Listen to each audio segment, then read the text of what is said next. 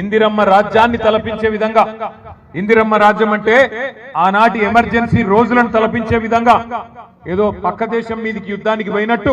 సైనికుల కవాతు నిర్వహించినట్టు ఖ్యాతనపల్లిలో మరి పెద్ద ఎత్తున దాదాపు 1000 మంది పోలీసులను పెట్టి, ఆనాడు మా కోవాలక్ష్మి గారు ఇన్ఛార్జ్ ఉండే, తమ్ముడు సుమన్ అక్కడనే ఉండే, వాళ్ళ ఇంటి ముంగట్టుకెళ్లే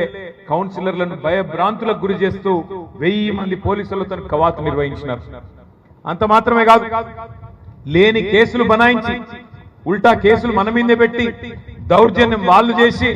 రాళ్ళు వాళ్ళేసి మన కౌన్సిలర్లను ఎత్తుకపోయే ప్రయత్నం చేసి మన కౌన్సిలర్లని ప్రలోభ పెట్టి భయపెట్టి ఇల్లు గులగొడతామని రకరకాల బెదిరింపులు చేసి చివరికి బ్లాంక్ చెక్కులు కూడా రాసిచ్చి, ఇగో బ్లాంక్ చెక్ ఇస్తున్నాం తీసుకో అంటే ఎవడికి కావాలి నీ బోడి పైసలు అని చెప్పి వాళ్ళ ముఖాననే పైసలు కొట్టి ఇవాళ ప్రజాస్వామ్యాన్ని గెలిపించే విధంగా వ్యవహారం చేసిన మన కౌన్సిలర్లందరికీ నేను హృదయపూర్వకంగా సల్యూట్ చేస్తా ఉన్నా. మామూలు గెలుపు కాదు ఇది. తమ్ముడు సుమన్ని పట్టుబట్టి ఇక్కడ సుమన్ ఉంటే వాళ్ళ ఆటలు సాగవని చెప్పి